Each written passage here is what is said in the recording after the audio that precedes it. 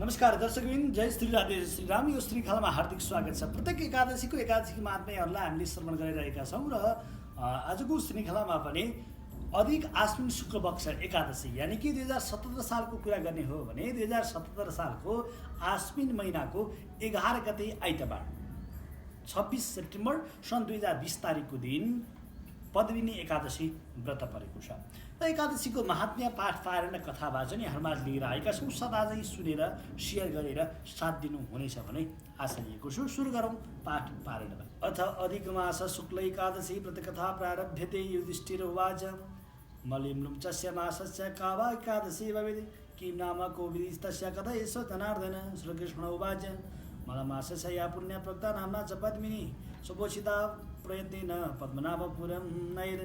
मलमासे महापुण्या कीर्तिकथा कल्मषावः तस्या फलं कथयितुं न शक्त चतुरानन। नारदय पुरा प्रोक्तं विधिना व्रतमुत्तमं पद्मिन्या पापराशिघ्नं मुक्तिफलप्रदम्। श्रुतवाक्यं मुरारेस्तु प्रवाचातिमुदान्वित। युधिष्ठिरो जगन्नाथ विधि प्रपच्छ धर्मविधि। उदाराजस्तु वचनं प्रफुल्लित फुल्लभुजेक्षण। षोडराजन् प्रवक्ष्यामि मुनिनामश्यगोचरं। तस्मिन् दिवसे प्राप्ते व्रतारम्भो विधीयते। मांसमशोरां च षडङ्गं कोद्रवस्तः साकं मधुपरान्नं च दशामष्टां च वर्जयते। हविषाणां च भुञ्जित अक्षारलवणं यदा। एकादशी हविष्यामि मितवासी च तथैव च भूमिशायी ब्रह्मचारी भवेच्च दशमी दिने। एकादशी दिने प्राप्ते प्रातरुत्थाय सादरं विदाय च महोत्सर्गं न कुर्यात् दन्तधावनं। कृतादास गण्डुष्ठान् शुचिर्भूत्वा समाहितं सूर्योदये शुभे तीर्थे स्नानार्थं प्रव्रजेत् सुदेः। गोमयं मृत्तिकां गृह्यं तिलान्तर्पं शुद्धि सदा चूडैरामलक्कीभूते विधिना स्नानमाचरेत्। उद्धृता शिवरारेण कृष्णेन सदबाहुना मृत्तिकेदोषे कसबेन विवन्द्रिता। तं मे गुरुपवित्राङ्गं लग्ना नेत्रे शिरोरुवे। हरिपूजने यज्ञं मां मृत्तिके गुरुते नमः। सर्वसदि समुत्पन्नं गवोधरमधिष्ठितं पवित्रकर्णं भूमेन मा पावयतु गोमयं। ब्रह्मश्रीमन् सम्भूता धात्री भुवनपावनी संतुष्टा पावनाय मे निर्मलं गुरुते नमः। देवदेव जगन्नाथ शङ्खचक्रगदाधर देवीष्टो ममानुगं तव तीर्थावगाहने। वरुणां च वे मन्त्रं ध्यानं कुर्याद्दीपानत तीर्थं संवृत्य यत्र कोत्र जलाशये। पश्चात् समार्जयेत् गात्रं विधिना नृपसत्तम मुखे पृष्ठे च हृदये बाहो शिरसि चाप्येत्। परिधाय सुखं वास सुखं सुखिखण्डितं तदा कुर्याद्वरे पूजां महापापं विनिश्यते। सन्ध्यामुवाच विधिना तर्पयेत् पितॄन्स्वरान् हरे मन्दिरमागत्य पूजयेत् कमलापतिं। षोडमात्रं कृतं देवं राधिका सहितं हरिं पार्वत्या सहितं देवं पूजयेत् विधिपूर्वकं। कुम्भपरिवेशद्दीपं तामप्राते धर्मिर्मये दिव्यवस्त्रसमायुक्ते दिव्यगन्धानुवासिते। तस्य परिनिषेध पात्रं तात्पुरं रौप्यं हिरण्मयं तस्मिन् स्थापयेत् देवं विधिना पूजयेत्। ततः संस्थाप्य शल्ये सृष्टे गन्धधूपादिवासदे चन्दनागरकर्पूरे पूजयेत् देवमीश्वरं। नानाकुङ्कुमकस्तूरी कुङ्कुमेन सिताम्बुजये तत्कालजाते कुसुमे पूजयेत् परमेश्वरीं। नैवेद्ये विधिनैः सज्जा तथा नीराजना दिवे धूपे दीपे सगरूपे पूजयेत् केशवं शिवं। नित्यं गीतं तदेतत् कुर्यात् भक्तिपुरस्सरम्। आलभेत् पतितां पापस्तस्मिन् न हनि न स्पृशेत्। नारितं वदेत् वाक्यं शतबोधं वचो भवेत्। रसोलां च न स्पृशेत् च न निन्द्येत् ब्राह्मणं गुरुं। पुराणं व्रतो विष्णु शृणुयात् स वैष्णवे निजलासा प्रकर्तव्या यात शुक्ले मलिम्लुचे। जलपालेन वा कुर्यात् दुग्धारणनान्यथा ततो जागरणं कुर्यात् गीतबाधित संयुतं। प्रथमे पूजा नारिकेलार्घ्यमुत्तमं द्वितीये श्रीफलैश्चैव तृतीये बीजपूरकैः चतुर्थे पूजयेत् पूरकैः नारिकैः च प्रिये सदा। प्रथमे वारे पुण्यं मग्निष्टोमस्य जायते। प्रथमे प्रहरे पुण्यं मग्निष्टोमस्य जायते।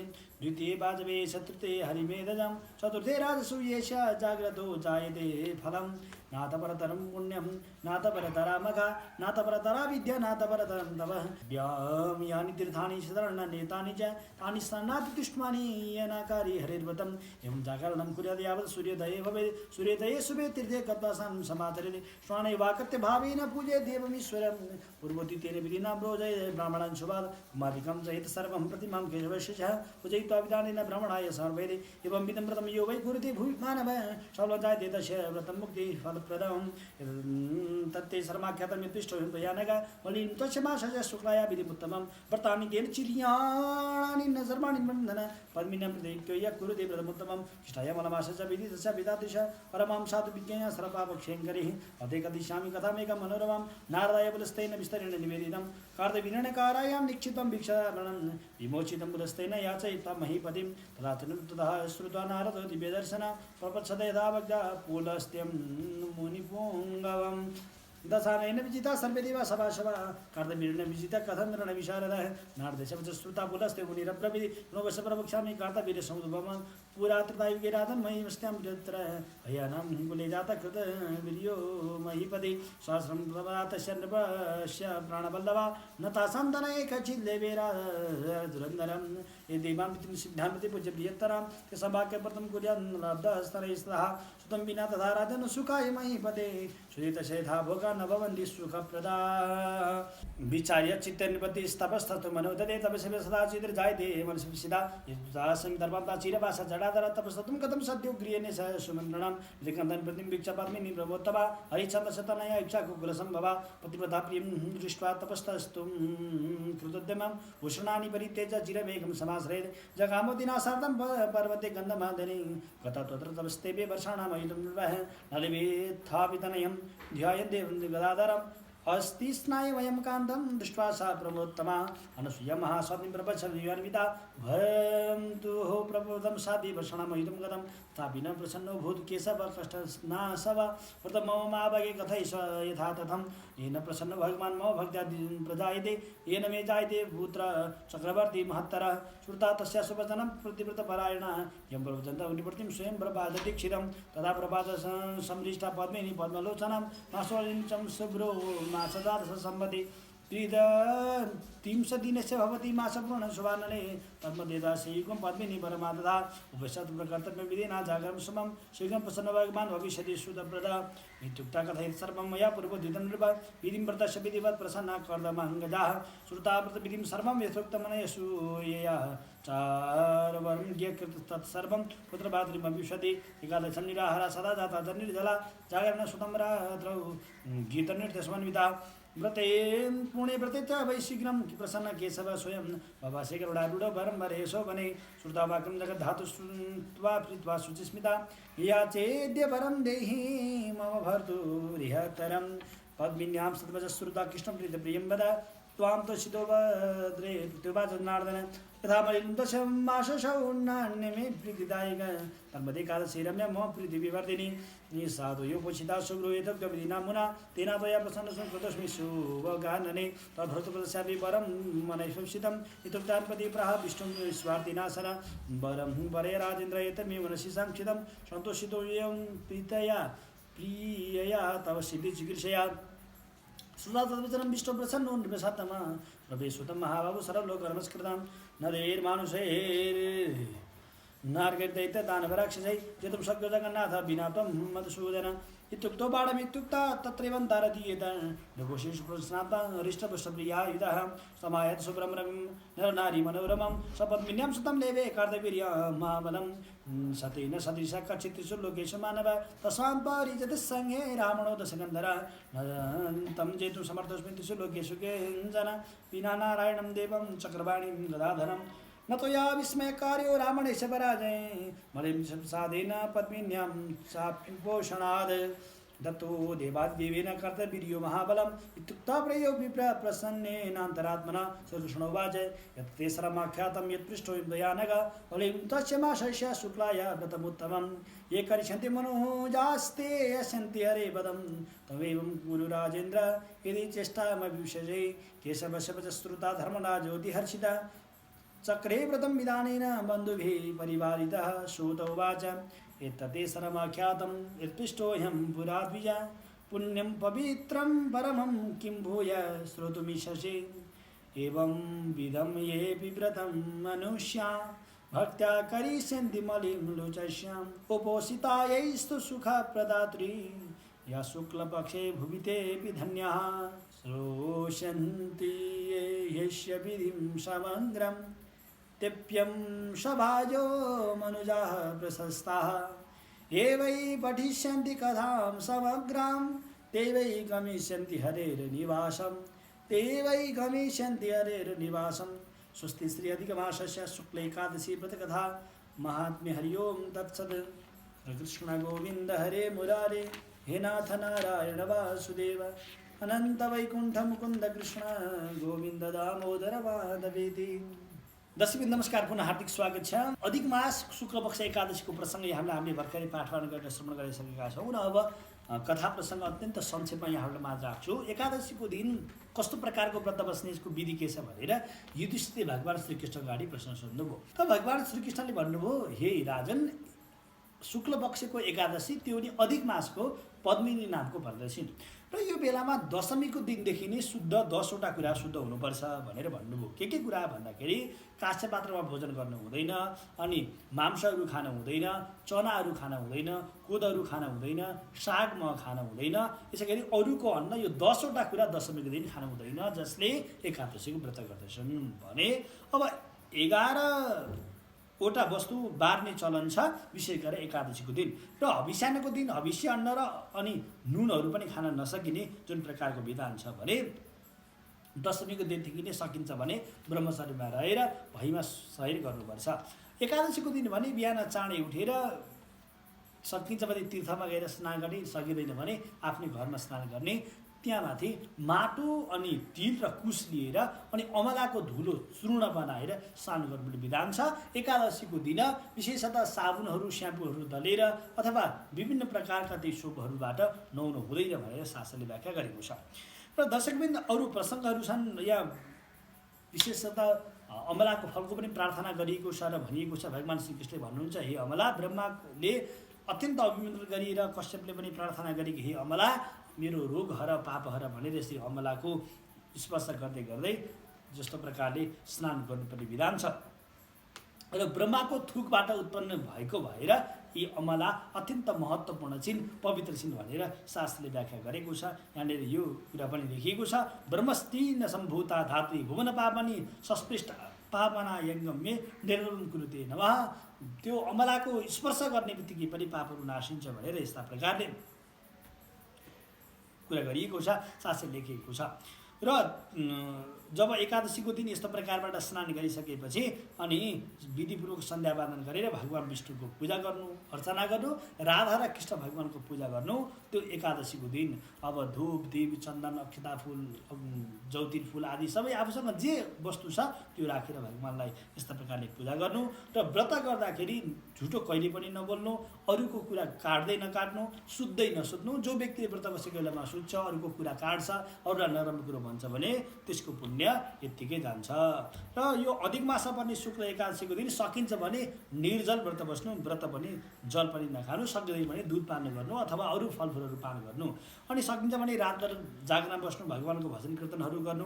अनि रातभर 4वटा प्रहर हुन्छ, यो चाहिँ 4वटा प्रहर पूजा गर्ने विधान छ है। दर्शक सुन्नु होला, पहिलो प्रहरमा नरिवलको अर्घ दिएर पूजा गर्नु, अर्घ दिनमा नरिवलको अर्घ दिनु। दोस्रो प्रहरमा भने बेलको फलको भगवानलाई अर्घ दिनु। तेस्रो प्रहरमा बिमिरोको फल, बीज फल भनिन्छ, बिमिरोको फलको अर्घ दिनु भने।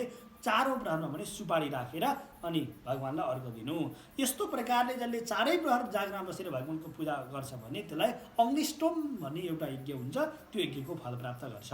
अनि तेस्रो प्रहरसम्म जागरण कसैले बस्यो भने त्यसलाई अश्वमेध यज्ञ गरेको फल प्राप्त हुन्छ भने 4 प्रहरसम्म जो व्यक्ति जागरण गर्न सक्यो भने त त्यसलाई राजसूय यज्ञ, जो राजाहरूलाई मात्र गर्न अधिकार छ, त्यस्तो प्रकारको एक फल प्राप्त हुन्छ भने योभन्दा ठुलो व्रत अरू कोही पनि छैन हे युधिष्ठिर भनेर भगवान श्रीकृष्णले बताउँदै हुनुहुन्छ। र यस्तो प्रकारबाट भगवानको पूजा गर्नु, उपासना गर्नु, भगवानलाई प्रेमपूर्वक सम्झिनु। र जो व्यक्तिले यो अधिक मासमा परेको बेलामा भगवानको पूजा गर्छ, उपासना गर्छ भने त्योभन्दा ठुलो अर्को केही पनि व्रत छैन। र यसको महत्त्व के छ भने कुनै दिन पुलस्त्य नाम गरेको मुनिले नारदसँग विस्तारपूर्वक गर्नुभएको कथा म हजुरलाई बताउँदछु भनेर भगवान श्रीकृष्णले भन्नुहुन्छ। कार्तवीर्य नाम गरेका राजाले कैद गरेका थिए रावणलाई। अनि रावणलाई कैद गरेर राखेको बेलामा रावणले पुलस्त्य नाम गरेर ऋषिसँग गएर सोधे, हे प्रभु, मलाई जसरी हुन्छ यहाँबाट छुटाउनु पर्यो, मलाई छुटाउनु पर्यो भनेर रावणले यस्तो प्रकारबाट उपासना गरिसकेपछि अनि फेरि भने इन्द्रादि देवी देवताबाट पनि पराजित हुनु परेको थियो र रावणलाई, तर कार्तवीर्यले किन त्यसरी राख्न सके, कसरी जिते भनेपछि नारदको यस्तो वचन सुनेर पुलस्त्य ऋषिले भन्नुभयो, हे वत्स, कार्तवीर्यको उत्पत्ति म तिमीलाई बताउँछु सुन। पहिले त्रेता युगमा हय नाम गरेको राजाको वंशमा कृतवीर्य नाम गरेको राजा उत्पन्न भएका थिए। उनी माहेश्वती नाम गरेका पुरीका राजा थिए र ती राजाका 1000 प्राणप्यारी स्त्रीहरू थिए, परन्तु तीमध्येबाट कुनै पनि राजाको भार सम्हाल्ने सन्तान भएनन्। देवता पितृ सिद्ध ठुला ठुला श्रेष्ठले पूजन आज्ञाअनुसार व्रत गर्नाले राजालाई पुत्र प्राप्त भएनन्। तब पुत्र बिनाको राज्यलाई सुखदायक भएन, अत्यन्त विरक्ति, अब के गर्ने भनेर, अब सन्तान नभएको घर पनि मसानघाट जस्तो हुन्छ भनेर विरक्ति र तपस्या गर्न भनेर गए। यसरी तपस्या गर्न भनेर गइसकेपछि राजाले उनको तपस्यालाई अत्यन्त बलवान बनाए। अत्यन्त पानी मात्र खाने, सुकेका वस्तुहरू मात्र खाने, त्यस्तो बनाइसकेपछि निस्के। इसाकको राजाका वंशमा उत्पन्न भएका ती श्रेष्ठ राजाकी कन्या पद्मिनी नामकी उनकी रानीले राजालाई निकिलेको देखिन्।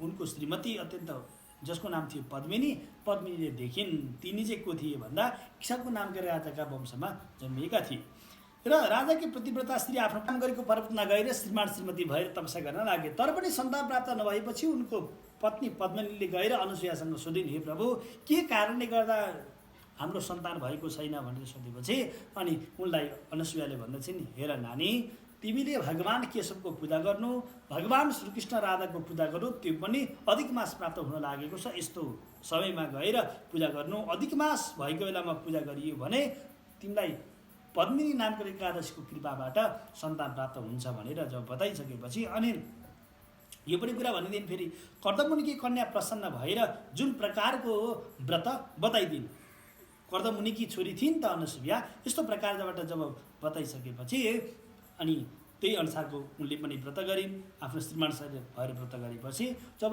अधिक मास प्राप्त भएको बेलामा पद्मिनी एकादशीको व्रत गरिसकेपछि भगवान् विष्णु पनि गरुडमा चढेर आउनुभयो।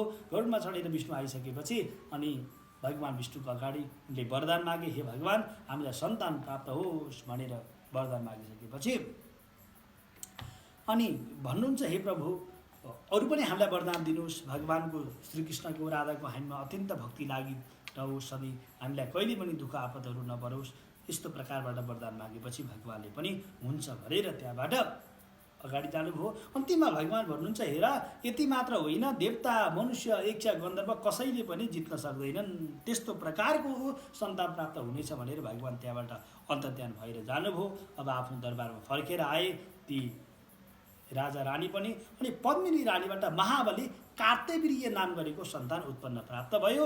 ती कार्तवीर्य अत्यन्त बलवान थिए, उनले त्यही रावणलाई पनि जितेका थिए भने यो कथा नारदलाई विशेष गरेर पुलस्तानका ऋषिले बताउनु भएको प्रसङ्ग पनि हो। किन भन्दा जसले एकादशीको व्रत गर्छ भने उनको मूर्ख सन्तान छ भने सन्तान राम्रा हुन्छन्, सन्तान नराम्रो बाटोमा हिँडेका छन् भने राम्रा बाटोमा हिँड्छन्, अनि सन्तान छैन भने पनि सन्तान प्राप्त हुन्छन्, भएका सन्तान पनि अत्यन्त पुण्यदायक हुन्छन्, राम्रा बाटोमा लाग्छन्, सुख प्राप्त हुन्छन्। र पुण्य प्राप्तिको लागि अथवा धर्म प्राप्तिको लागि अनि मोक्ष प्राप्तिको लागि योभन्दा ठुलो अर्को व्रत छैन भनेर बताउनु भयो।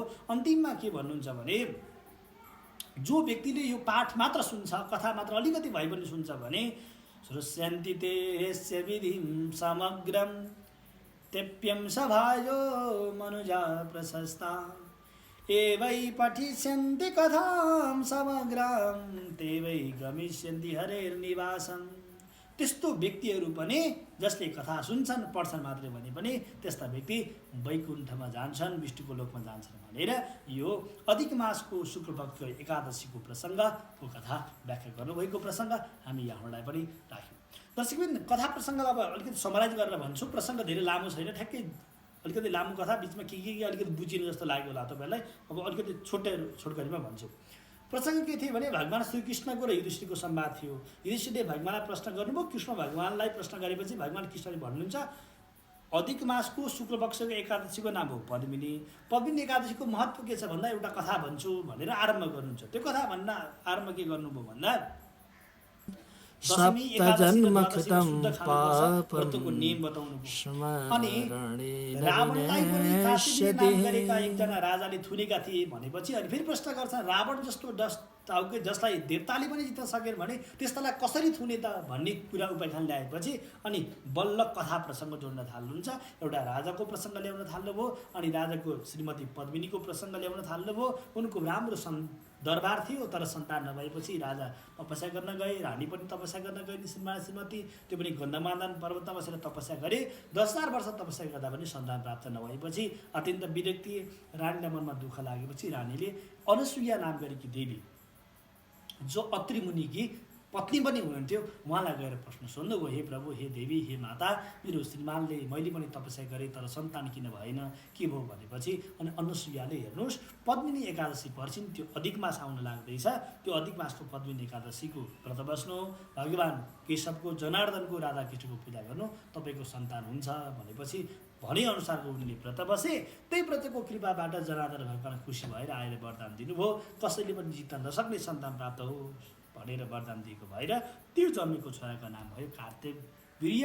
त्यही कार्तवीर्य नाम गरेको छोरालाई रावणलाई पनि समातेर झारखण्डमा राखेका थिए भनेर यसरी कथा जोड्नुभयो। भनेपछि यो कथाले भन्न खोजेको कुरा यति नै हो, जुन हिसाबले, जुन तरिकाले, जुन भावबाट हामी व्रत बस्नुहुन्छ त्यो व्रतको परिपुण्य प्राप्त हुन्छ, त्यो व्रतको पुण्य हामीलाई प्राप्त हुन्छ। किन भन्दा व्रत कुनै कामको हिसाबले गर्न सकिन्छ, अरू फेरि तपाईँलाई मनमा लाग्दा यो बेलामा अरू कामनाले केही पनि गर्न हुँदैन भनेर शुभकर्म रोकिया छ, अहिले गर्न हुन्छ कि हुँदैन भन्ने होला, अहिले गर्न मजाले हुन्छ।